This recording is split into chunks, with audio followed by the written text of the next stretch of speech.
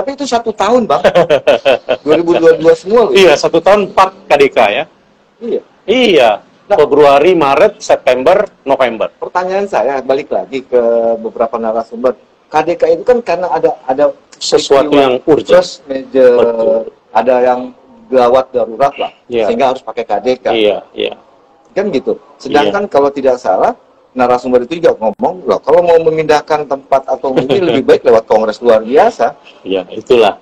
Saya juga tidak paham. Bahkan KDK itu, kalau saya tidak salah, ada juga dasarnya salah satunya disebutkan atas usulan 4 surat baca ketum, gitu kan? Nah, sekarang saya tanya, ya, apakah ada kewenangan baca ketum untuk bisa merubah-rubah keputusan organisasi? Ya, kalau tidak ada, abaikan, gitu loh. Tapi di kita ini kan tidak. Ini isunya begini, berbondong-bondong, semua fokus ke sini, gitu kan?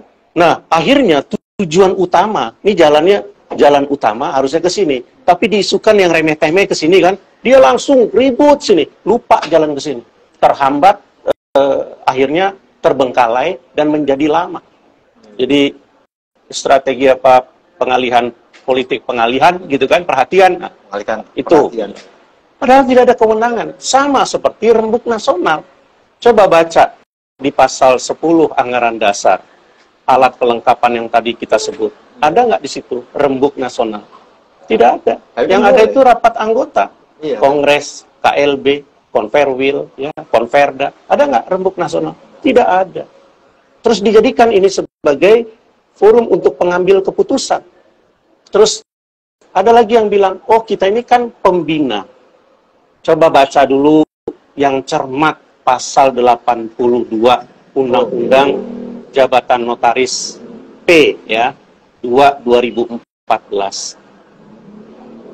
Baca di ayat 5, pembinaan dan pengawasan organisasi.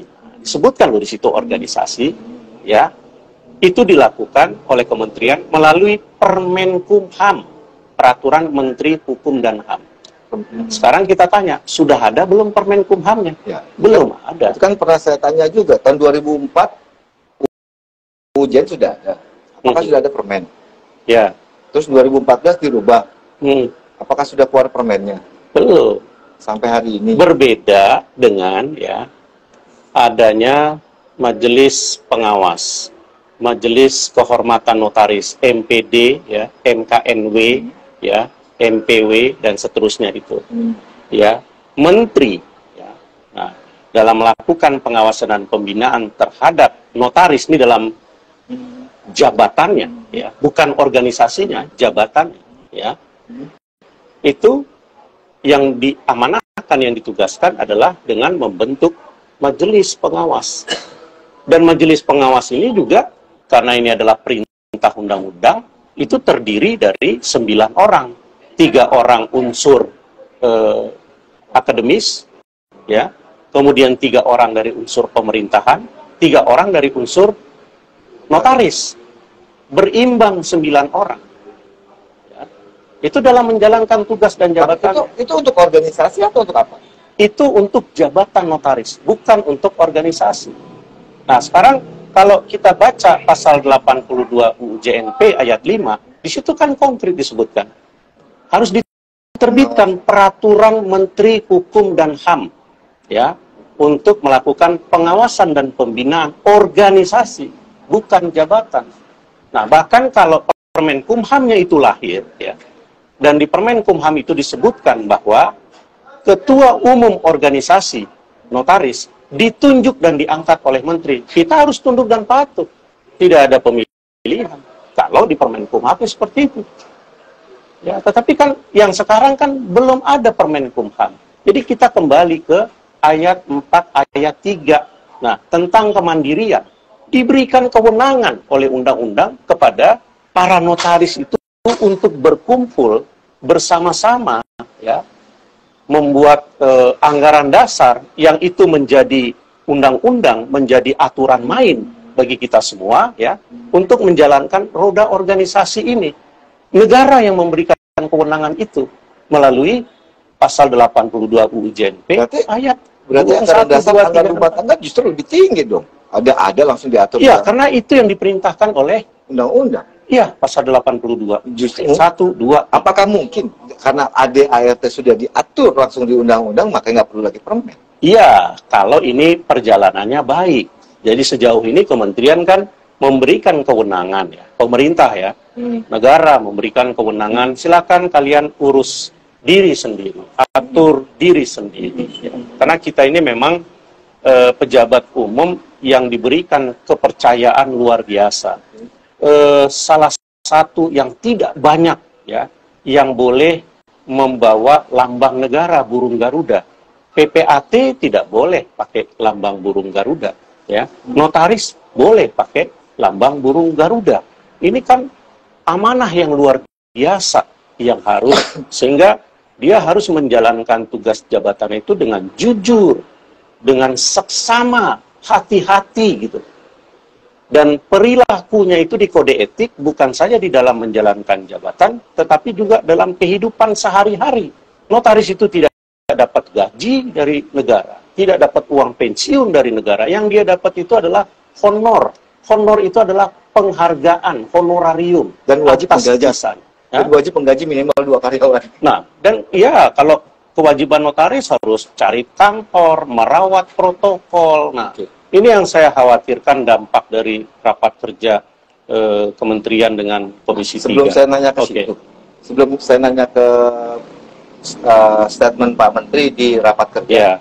Jadi kalau menurut Bang Eki, dilihat dari pemaparan ini, sebenarnya siapa sih yang salah? Ya gitu deh. Ya gitu deh. Ya, ini kesalahan kita semua ya. Saya sedih gitu ya, dan kecewa dengan pernyataan-pernyataan yang disampaikan oleh adik-adik, kawan-kawan, rekan-rekan kita yang saat ini masih menganggap sebagai pengurus pusat ya, dengan menyampaikan sesuatu itu tidak utuh ya. Misalnya ketika terjadi diskusi tentang KDK, keputusan di luar Kongres pasal 12 anggaran rumah tangga. Di situ tiba-tiba langsung saja Pasal 22. Pasal 22, maaf ya.